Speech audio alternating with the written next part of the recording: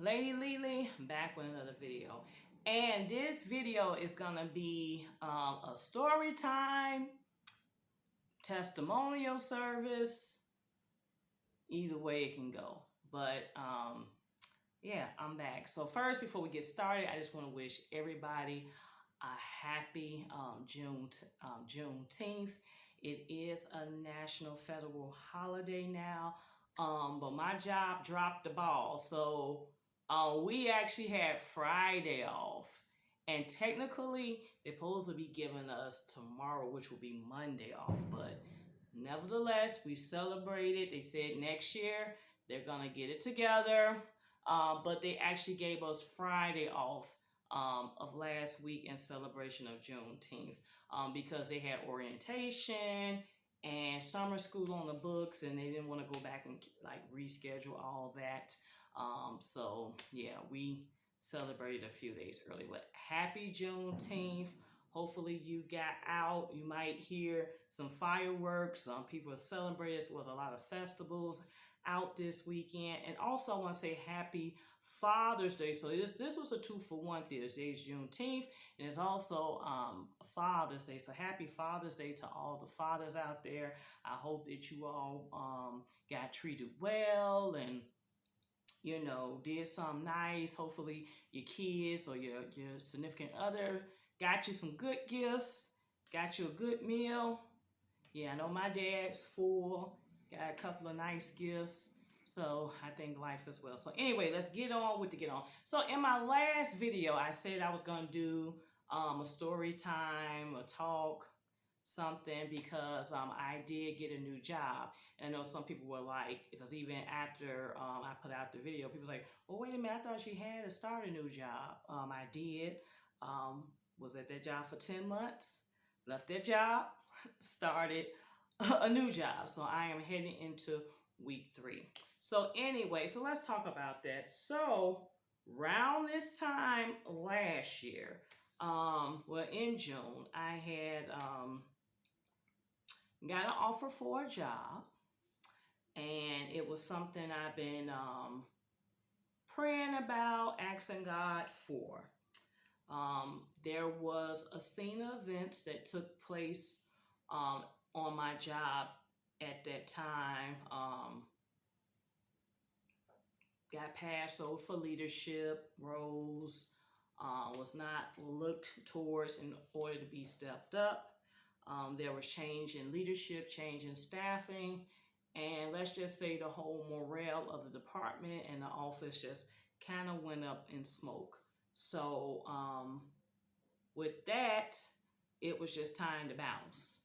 My whole department, when I say the department, everybody I worked with at that time bounced. The whole department left, with the exception of those that were in leadership. But everybody else, myself included, we had bounced out. So with that in mind, I had to get out. It was becoming a little toxic.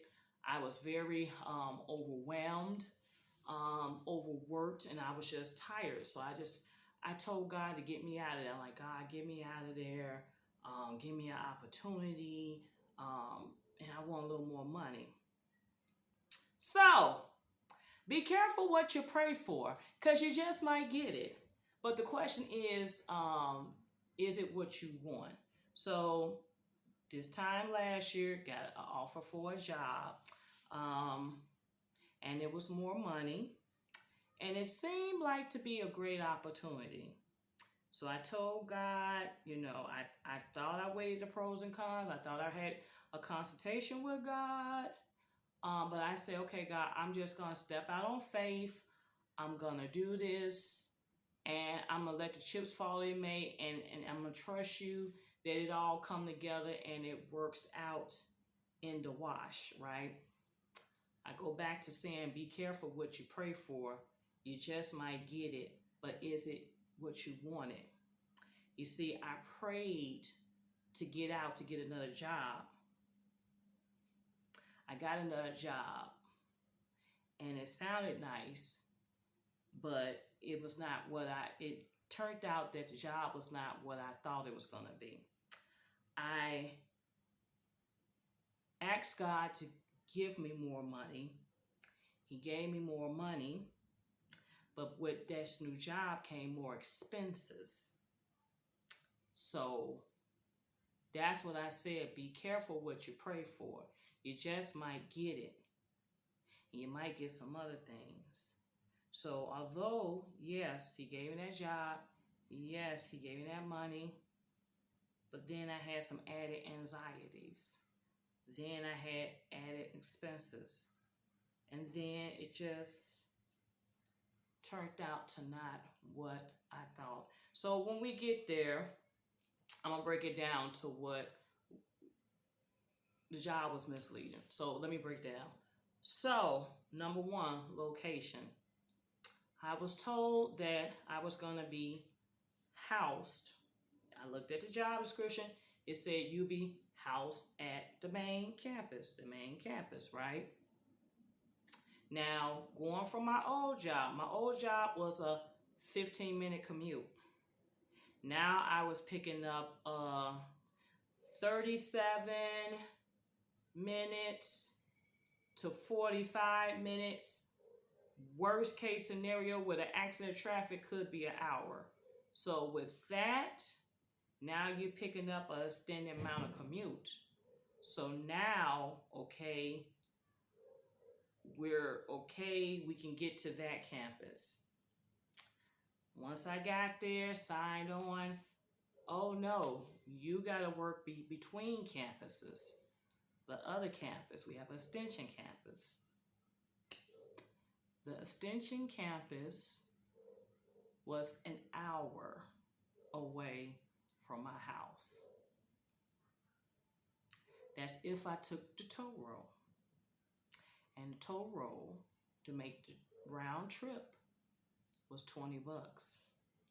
If I did not take the toll road, it was going to be an hour and 25 minutes to an hour and 35. You can be an hour and 25 minutes, hour 35 minutes. Accidents, worst case scenario, could be an hour and 45 minutes. Now that was one thing I did not anticipate. I thought I was going to be housed at this one campus. I didn't know I had to be bouncing between two campuses. Had I known that, I wouldn't took the job, right? So I said, okay, it's gonna come together. It's gonna work out.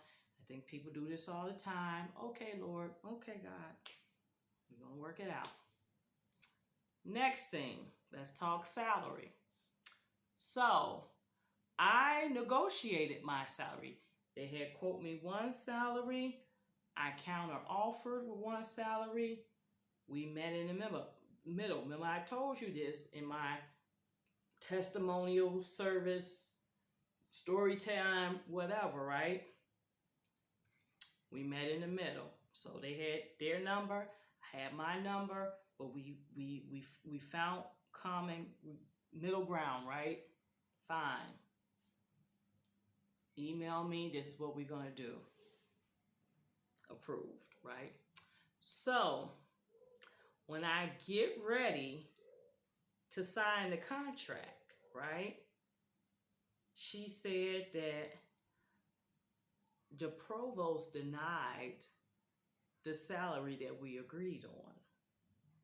So with that, she said, we still want you to come. We still want to honor our word. We want you to sign the contract, right? Saying the original. And we'll do a backdoor type of deal. We'll pay you like a stipend. We'll pay out the rest through a stipend or, an extra duty pay or whatever they call it. Okay. It's gonna. Okay. Now, mind you, these are surprises that's coming out the wash as I am in my, days up to and even within the first week. So all this stuff is coming out the wash. That's okay, God, It'll come together. It'll work out. Um, what I also learned about this place is they pay once a month. I have not got paid once a month since I was in graduate school. So that was going to be an adjustment for me because I do bi-weekly budgets. What's that? Not bi-weekly. What do they call it? The paycheck. The bi-weekly budget. Is it the bi-weekly check budget? But I budget based upon the pay period. So I would pay out whatever bills that was tied to that pay period, and then the other bills would be tied to the next pay period. That's how I paid my bills. Um, and the way I left, I found out this school not only get paid once a month, but they get paid at the end of the month. I left my job at the end of the month, so I would have to go a full month before I got paid, right? But luckily, I had another check that came from my job. They had to pay me out my vacation, so that worked out. Now, here's another thing. I did not start at the beginning of the month. I think I was 6 days into it. So the check was prorated. And me not thinking, dum, you're not going to get all your money off that check. So that was a short check, right? Okay, we're going to work it out. It's going to clear up, right? We'll get to the next check. It's going to work its way out. So get to the second check, and they took out additional insurance because they didn't take out insurance on the first check. So they had to take out the prorated insurance, right, from the previous check, in addition to taking out the insurance, in addition to the insurance for this month. So that was less money. Mind you, I supposed to be getting stipends, backdoor pay, or whatever you want to call it. Oh, I was told you can't get that money until the semester start. Well, we're in July at this time, or like the second time, I think it was August. So he was saying, oh, you wouldn't see that check till like September or October. Okay. Okay, God, we just gonna work it out, God. I trust you. We're gonna work it out, right? Then let's talk about the position itself. So was hired thinking I'm, doing the things I normally did, but not such crazy, right? Let's just say that job was pretty much a catch-all for some of the things that the dean didn't want to do. They call it an academic advisor, but it was not an academic advisor role. It was a lot more administrative, and I'm not a stranger to doing administrative work. Um, yeah, I mean, we do spreadsheets, paperwork. I done it on my previous jobs, so I wasn't a stranger to doing administrative tasks, spreadsheets, reports. But I did more of that than I saw students, and I'm looking and I'm like, I turned out to be the registrar, graduate admissions, and I'm like, I thought I came here to be an advisor, right? I was there for 10 months. I probably saw 8 students, and that's between in-person and virtual. 8 students in 10 months. And my previous job for that, I have seen 8 students in a day. So, and then it was like, oh, you have to do this. It was just all types of surprises. Oh, we adding this, and you need to work with these type of students, and you need to do this, that. It was just not turning out to be what I anticipated. No teaching opportunities. Y'all know I teach class. I know I actually enjoyed teaching class. Nope, no teaching class. Nope. uh-uh. Nope, nope, nope. No teaching class. And I'm like, what did I get myself into? Be careful what you pray for. So it was just a lot of things that was unfolding. And I'm like, wait a minute, this is just not what I thought it was going to be. And I was starting to feel some type of way. Um, Part of me kept saying, what the hell I got myself into? Part of me was like, okay, Lisa, you're just, scared and you're nervous because this is new, it's something different. You'll be okay. It's going to work itself out. And I just found myself unhappy. Um, there was a touch of racism I experienced. Um,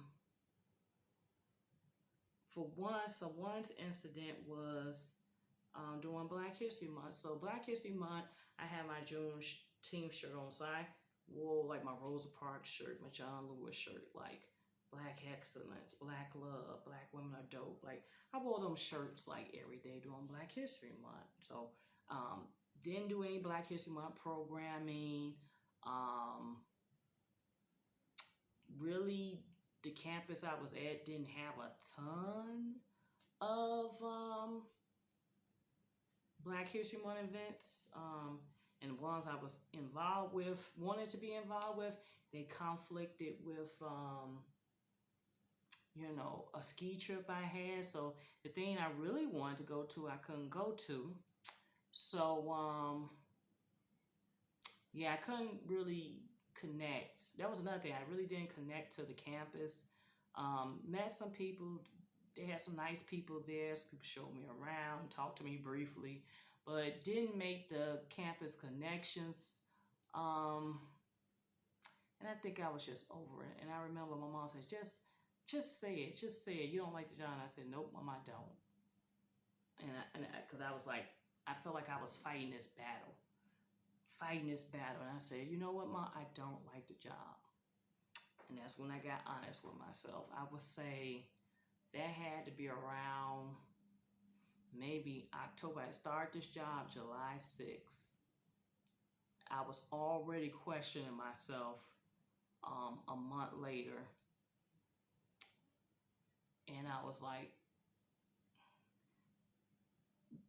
definitely by October, I was like, I don't like it. So I remember going to Cabo. And I remember telling God, I was sitting by the water. And I said, God, I don't know what I did. I don't know if this is a learning lesson from you or this is a journey. But I'm gonna be honest, I do not like my current work situation. It's bringing the worst out in me because now I have anxiety. I done picked up anxiety. Never, I used to laugh at people like, oh, I got anxiety, blah, blah, blah, blah, blah. And I had like little phobias and little anxieties over some things, but I really had anxiety, like legit. I mean, I didn't go to the doctor or get medicated, but I had some legit anxiety. And don't know where the hell that came from. Never had it before, but I was just feeling like this job might have been bringing the worst out of me because I just felt like it was affecting a lot of things. It was affecting how I move in various ways. Not only how I move professionally, but I felt like it affected how I move socially. I feel like it affected me financially. Because I was not given the money I was promised, and I absorbed these additional expenses. Now, I used to be able, back in the day when gas was normal and I had my short commute, I can go off a week, 2 weeks, week, 2 weeks, week and a half, gas, don't have to get gas unless I was just stupid driving around doing stuff super busy, right? We had the pandemic here. We was working from home. We shut down. Man, going 3 weeks. Barely filling up, right? right? Wasn't filling up, right? And even when stuff was slowly trickling back open, wasn't going driving to work every day. Was doing some work from home things. So yeah. So I mean, gas. Here I am filling up every week faithfully now because the drive faithfully every week, trying to see if I can make a week of gas last. So with that, I was like, not trying to do extra driving. Is it a long mile route? How far is that? Oh, I ain't going there. I ain't doing this. So trying to stretch this gas, right? Because we don't want to have to get into the groove of we got to fill up every 3 days. So really was trying to stretch the gas out. Also, this work culture, they was not. They didn't really do the bring your lunch. They thought somebody supposed to go out and eat lunch every damn day. It should add up. Because the cheapest lunch, kid you not, they didn't do stuff like 4 for $4s and Burger King. The cheapest lunch might have been $8. That's the cheapest. The highest lunch could be about $35. So you times that by 5 and you get back to me and tell me and do it by 4. She was adding up. I came from a culture where you went out to lunch a few times, you forgot your lunch, you'll go get something. Payday on Friday, you might get something, or you just say, hey, let's just go to get off, whatever. Every now and then, not every damn day. So, and just, yeah, just feeling like I made a mistake. So, dealing with that. So, getting back to Cabo, I told God, I'm going to trust you that whatever journey you're going to take me on with all this, I'm going to trust you. But God, I'm asking that you lead me out of this and lead me to a new job. I'm going to take the walk with you. I will trust you. But God, I think this is not it. This is not your will. I am not happy. This ain't what I thought it would be. Yeah. So I had that talk with God. Feel like I got the confirmation. He said, trust me. So, because I have a prayer life, I have a relationship with God. I tell everybody that, I have a routine. Shout out to my first lady, Dr. Cynthia V. Taylor.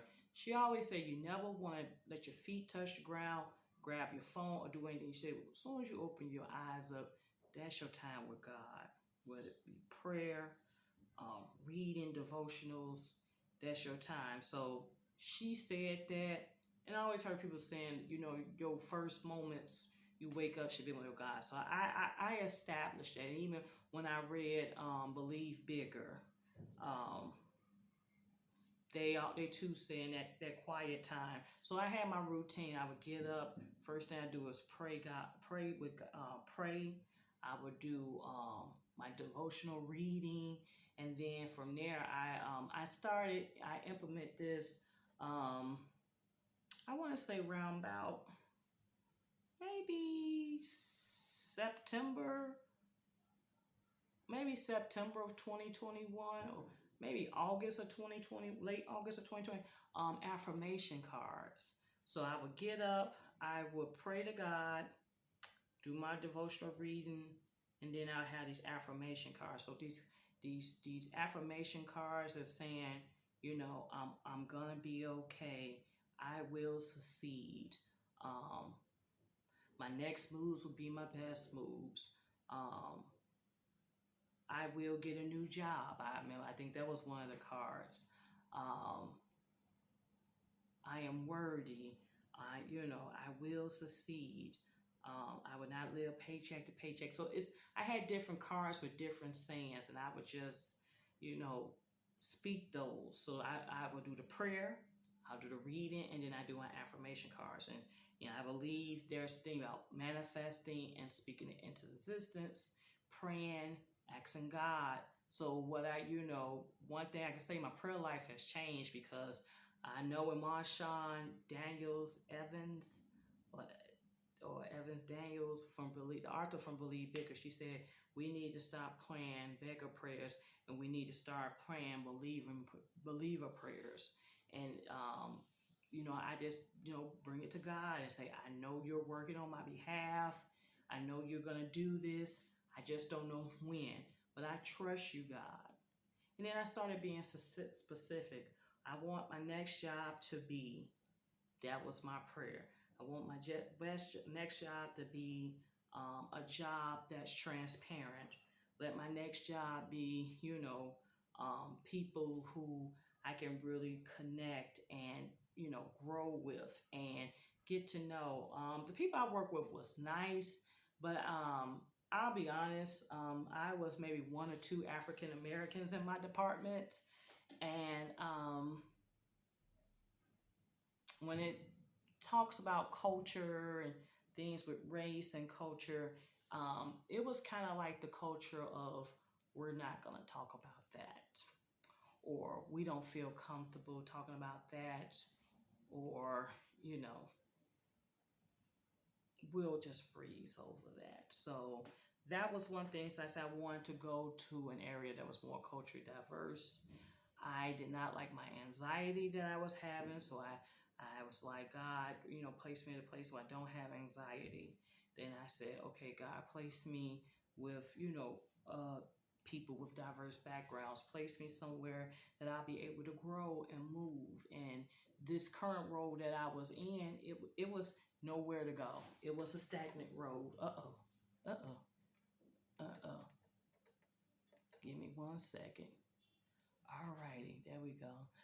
It was a stagnant road, so you weren't moving up. No matter how you bust your butt, the way the structure was, wasn't no moving up and moving around. You can move out, but you weren't moving up because that's the way the structure was. So I want to go somewhere growth. So when I said I wanted a less tedious commute, so I had started putting all these things and thoughts into my what I would like for a new job, in the atmosphere and towards my prayers. So like just trusting God that this going to be a positive work environment. It's going to be bigger. It's going to be better exposure, and that's what I was putting out to God to create the believer prayer.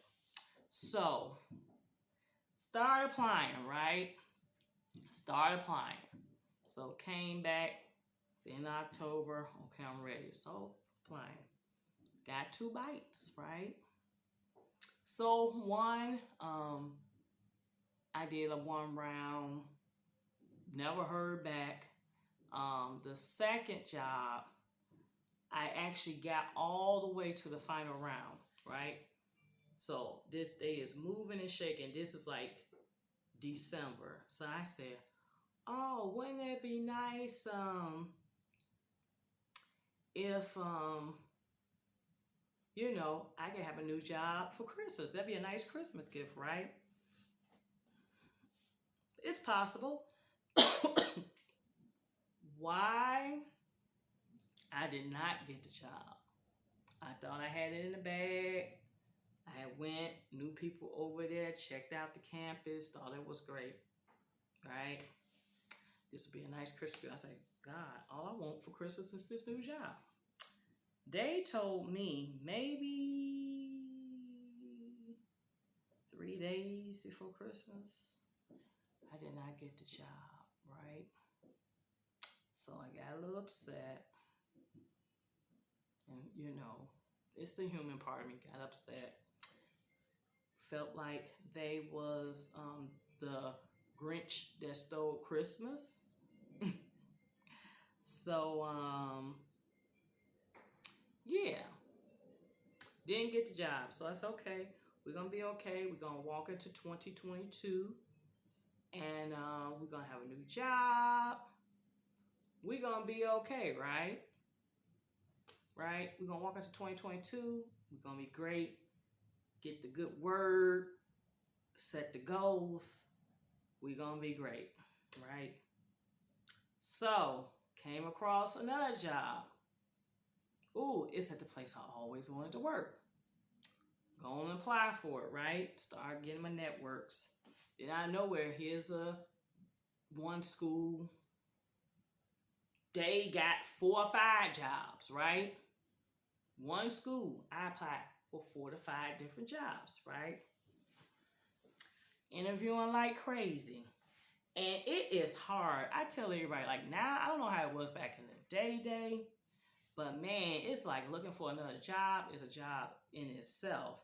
And to maintain what you're doing on your current job, as well as look for a new one, go through all these darn interview process, all these rounds, and like trying to figure out, hoping they telling you it can be virtual because how can I skip out and go do this interview and come back, or can I keep saying I'm getting sick, to take off so I can go do these interviews.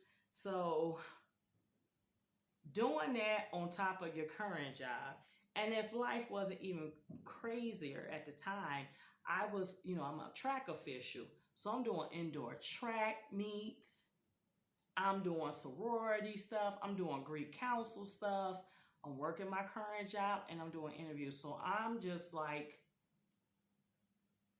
baby, when I say out of it crazy, out of it crazy. Nevertheless, right? So I applied. Remember, I said 4 jobs.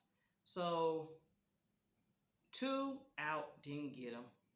We down to 2, right? And the other job I told you I had applied like shortly after Christmas, so we down to 3.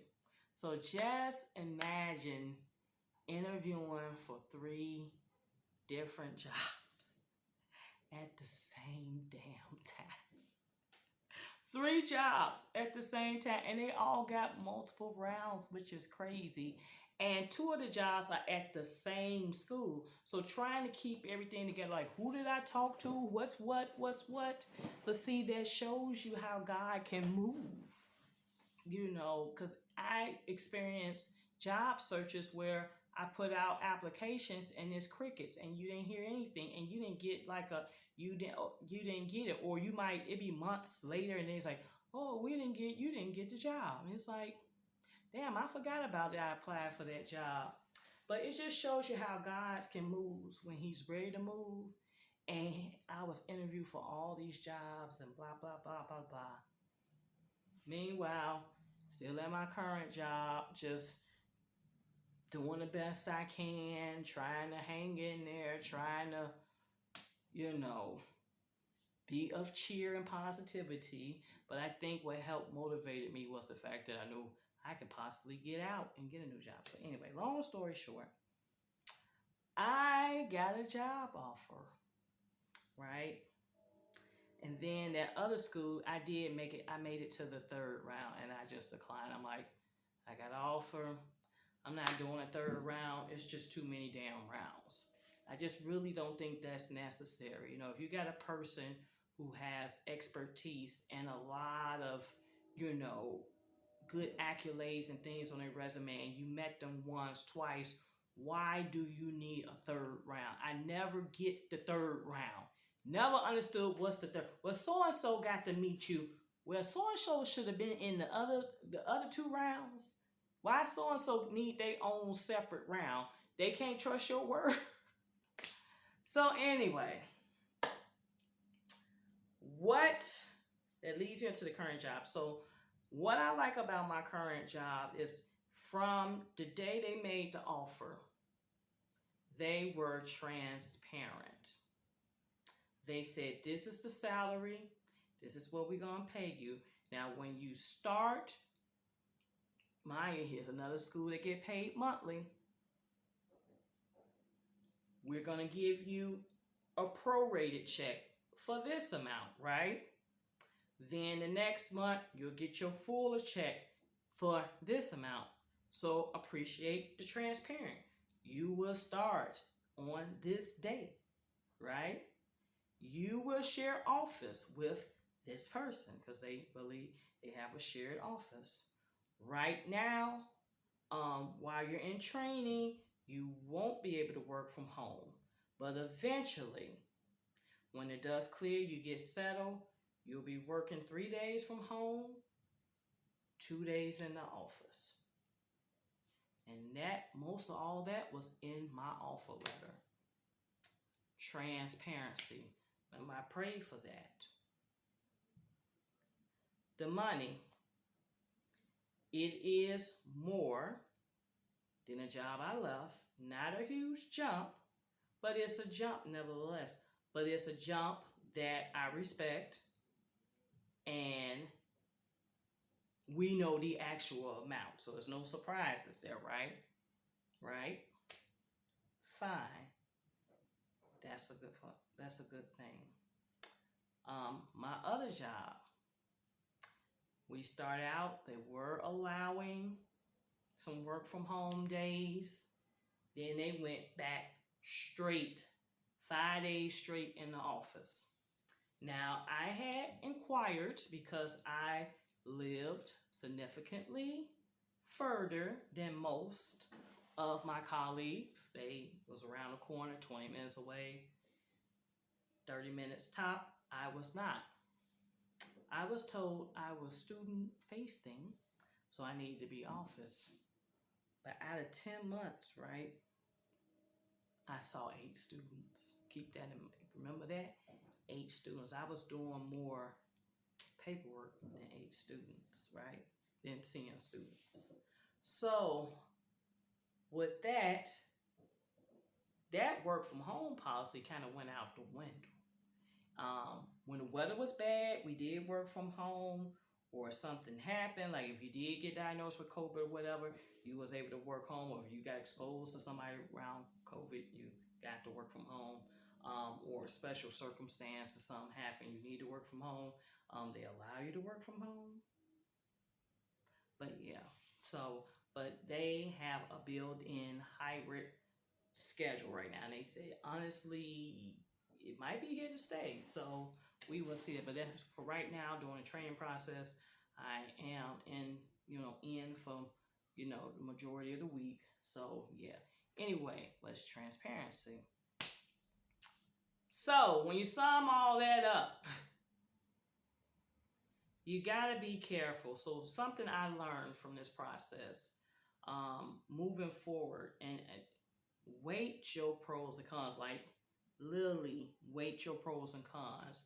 Even if you got to do a visual board, like current job, new job, what's the salary, how many miles you got to put on your car, is it work from home, is it work from home options, or is it straight in office?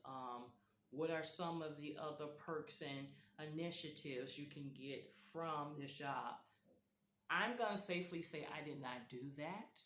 I was just so happy to get out. I was just so happy to say, okay, they gave me some more money. I didn't sit down and look at all the different ramifications. I didn't look at you getting paid once a month. And baby, let me tell you, when you get paid once a month, it's a huge adjustment. If you think you wasn't budgeted, you didn't budget before, trust and believe, I was even budgeting now, because whatever you got for the month, that was it. So unless you had another income, side hustling, that was it. So it wasn't no more, let me go trick it if you got it. It ain't tricking if you got it. And I know I'm finna get paid in another week or two. Oh no, baby. It's gone to the end of the month. So, you have to look at all of that. Is there more expenses you have to take on? Like, with the upkeep of your car, mileage, and gas was a big thing. I didn't spend a lot of money on gas, and now I'm spending a lot of money on gas. And just imagine, glad I got about that job, because the gas prices are even crazier now. I'm driving less mileage to work, and I'm trying to get that settled. Like I said, right now, I think once we get our work from home setups, things going, I think it would definitely increase how much gas. But baby, when I tell you I was spending money on gas, spending money on tolls, they never spent no money on tolls. So one, looking at all that. So you look at all that. Also, you want to look at, how does you move outside of work affect? So because, and mind you, my job was in a whole nother state. It was right over the state lines, not far, but it was in another state. So how do you move? So if I'm in a whole nother state and my homegirl want me to come kick it up north, I'm not going up there. That's too far. Something south, close to my house, I'm down. But I that's why I said how you move outside of work. I found myself not going to a lot of places or doing certain things because it was just too far with the communion and stuff. And a lot of times I got work. Like I said, I had anxiety. I was tired. I was tired, not necessarily from the physical being of doing work, but sometimes it was just my anxiety got the best of me and I just didn't feel like it. There was some days I went out and did certain things, but a lot of days I was just like, I'm over it. And it's not a good place. And you spend a lot of time on your job. So to be somewhere and you disgruntled and you unhappy, it kind of can bring the worst out in you. And that's what happened to me. It brought the worst out in me. And that's just not, that wasn't a good place to be. And that was another reason I said I needed to leave. So my advice is definitely, sit down and weigh your pros and cons. Consult with God. Let your be specific. When they say when you pray, be specific. Let God know I would like a career that does this. I would like to have these aspects in this new role. I would like to be able to, be respected and grow in leadership and I you pray differently when you got specific believer prayers.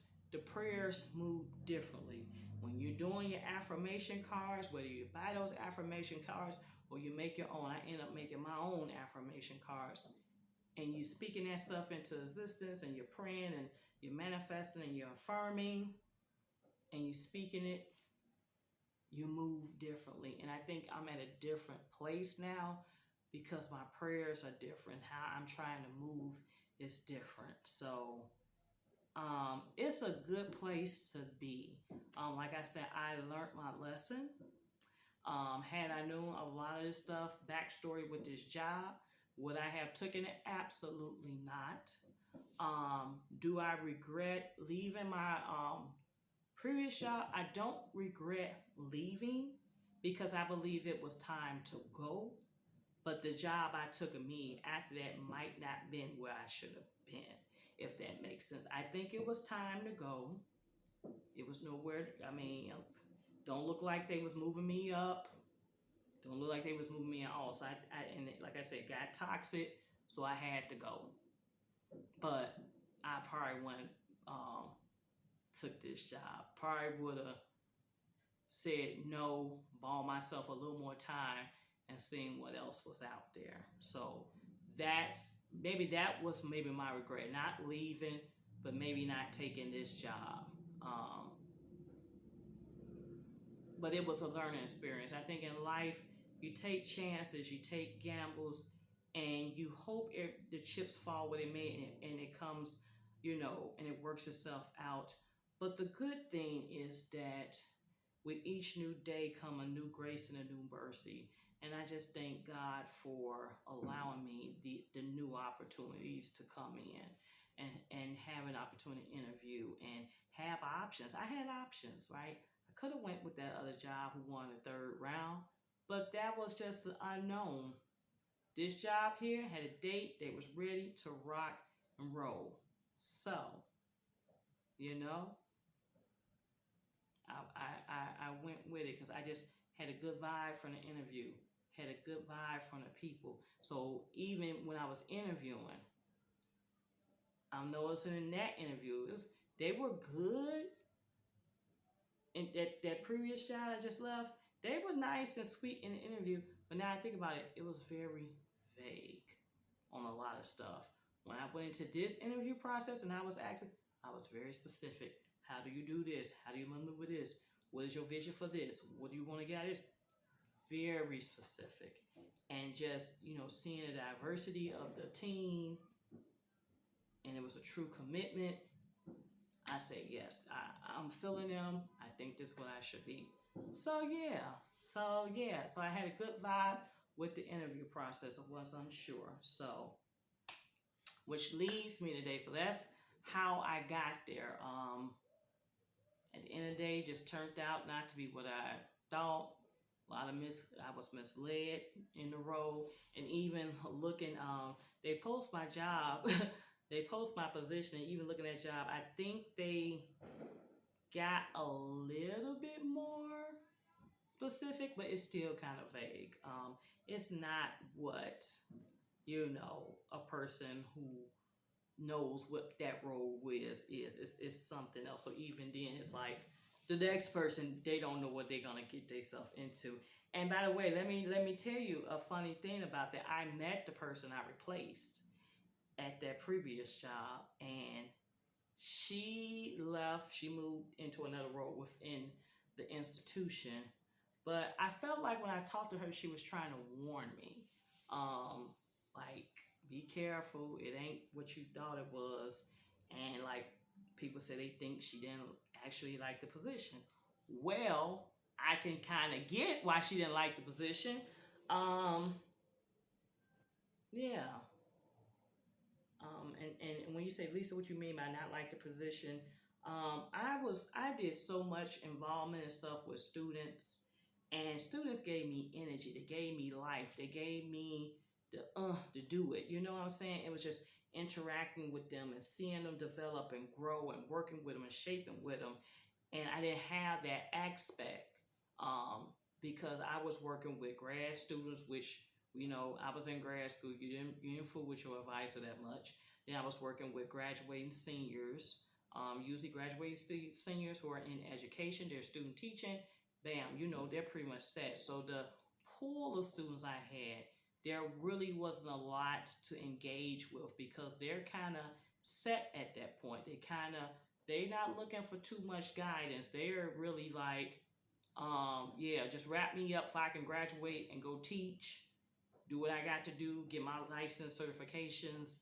Yeah. Oh, that was another thing. I ended up being a licensed officer because somebody went on maternity leave. So I was a license. So I was helping grant students their teaching license too. So I was doing everything under the sun. But anyway, um, even having that conversation with that person, I said, damn, I think she was trying to warn me without warning me. So I think she was not necessarily surprised to hear that I left after 10 months. I did not make my full year. So like I said, I'm all over the place with this video, but yes, I had talked to and she was African American, the person who I replaced. So I really think it was me filling a quota. This is, we lost an African American woman. Oh, now we're going to replace it with another African American woman because we don't have really diversity in this department. So it was one thing to be the quota. Um, there was another thing of not using your true skill asset, your true skill set. But yeah, so with this new job, I am very hopeful. Like I said, I appreciate the transparency. I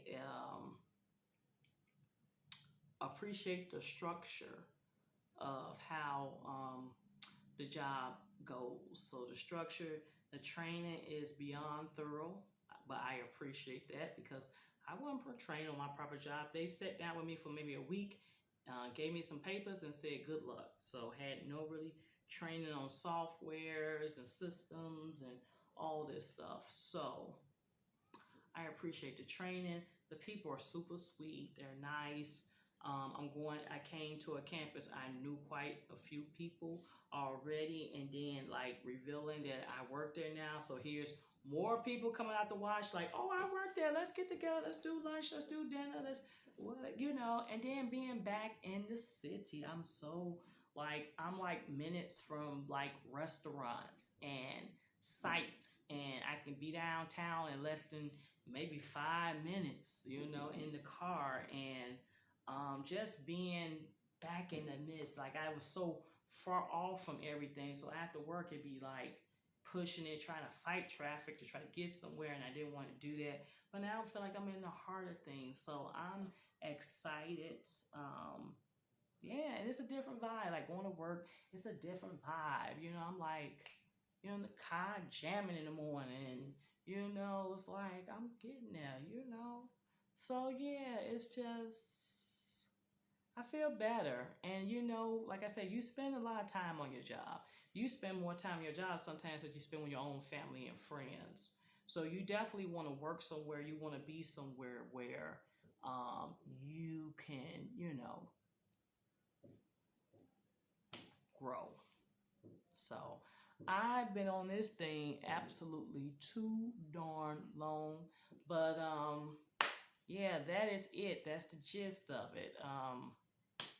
Got any questions? Let me know. Like, comment, subscribe. Stay tuned for more videos. Didn't think this video was gonna go that long, but hey, I just wanted to get it out and let you know how it be though. So like, comment, subscribe. Stay tuned for more videos. I hope to get back to the car talks with LadyLeLe. Yeah, so I just gotta get my head together.